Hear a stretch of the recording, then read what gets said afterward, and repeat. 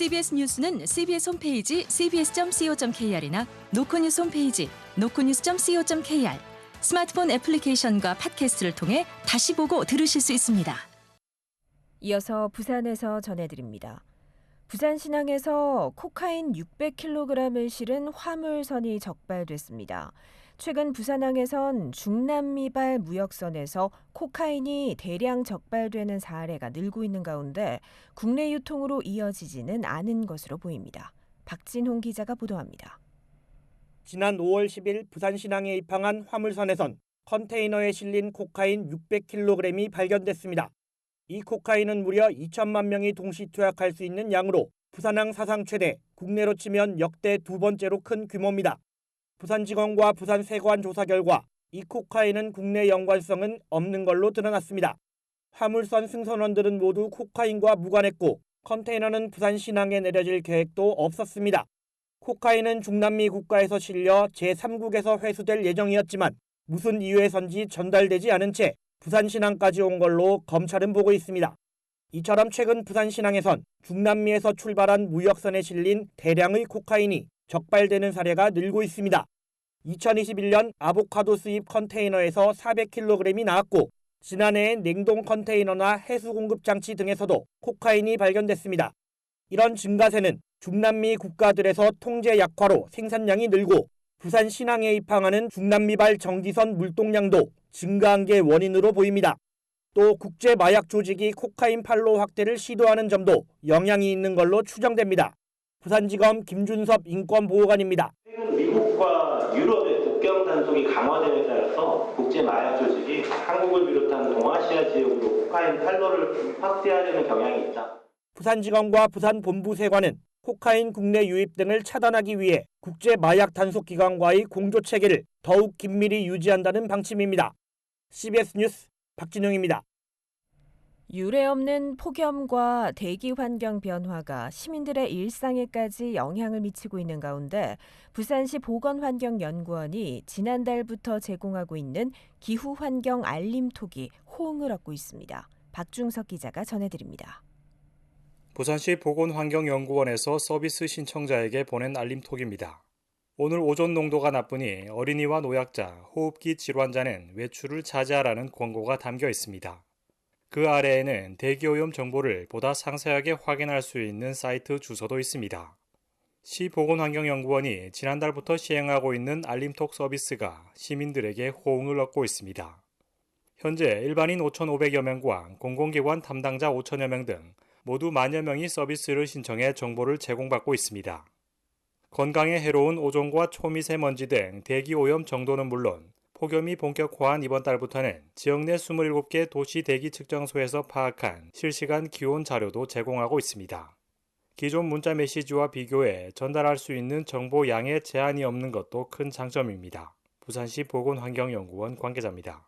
문자 수 제한이 없어서 관련 링크라든가 행동 요령 링크 이런 것도 같이 보낼 수 있게 돼가지고 그래서 이제 폭염 정보도 같이 보내고 지금 그렇게 하고 있는 거죠. 연구원은 앞으로 시민들의 실생활과 관련이 있는 대기와 기후 정보를 보다 다양하게 제공한다는 계획입니다. 알림 서비스는 연구원 누리집이나 전화를 통해 신청할 수 있습니다. CBS 뉴스 박중석입니다. 고리원전 4호기가 오늘 오후 2시 설계 수명 만료로 발전을 중단하면서 고리 1에서 4호기 모든 원자로가 가동을 멈췄습니다. 한국수력원자력은 어제 새벽 4시부터 4호기 출력을 시간당 3%씩 줄였으며 오늘 오후 2시쯤 출력을 중단하고 전력 개통에서 분리했다고 설명했습니다. 고리원전은 해체를 앞둔 1호기와 달리 2에서 4호기는 현재 원자력안전위원회가 계속 운전을 위한 심사를 진행하고 있으며 원안위 승인을 받으면 발전을 재개할 수 있는 상태입니다.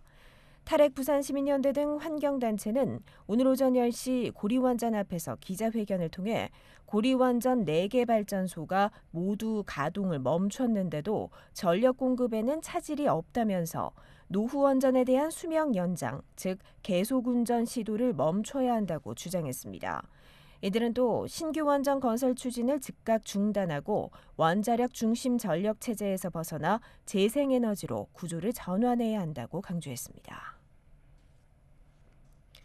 해양수산부가 준비 중인 부산해양수도 이전기관 지원 특별법안에 해양산업 집적화 등 지역사회의 핵심 요구가 빠져 논란이 일고 있습니다.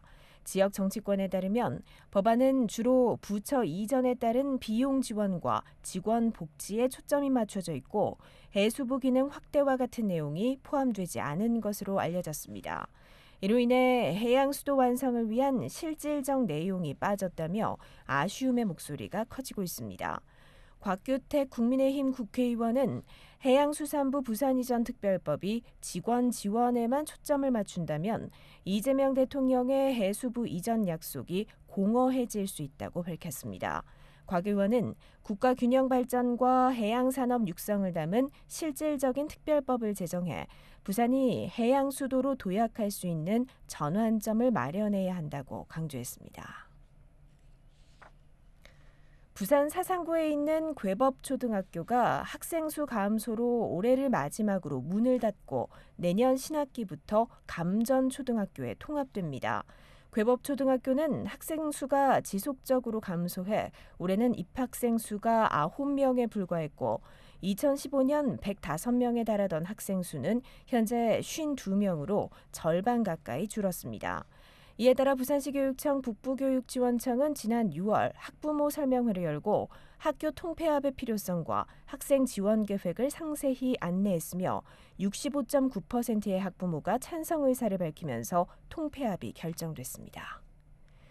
부산은 오늘 밤사이 시간당 30mm 안팎의 강하고 많은 비가 내리는 곳이 있겠습니다. 내일 아침 비가 그친 뒤 습도가 높은 상태에서 낮부터 기온이 올라 무더운 날씨가 이어지겠습니다. 기상청은 밤사이 많은 비가 내리는 곳이 있겠다며 저지대 침수와 하천 범람, 산사태 등 비 피해에 각별히 유의할 것을 당부했습니다. 현재 기온은 28.2도입니다.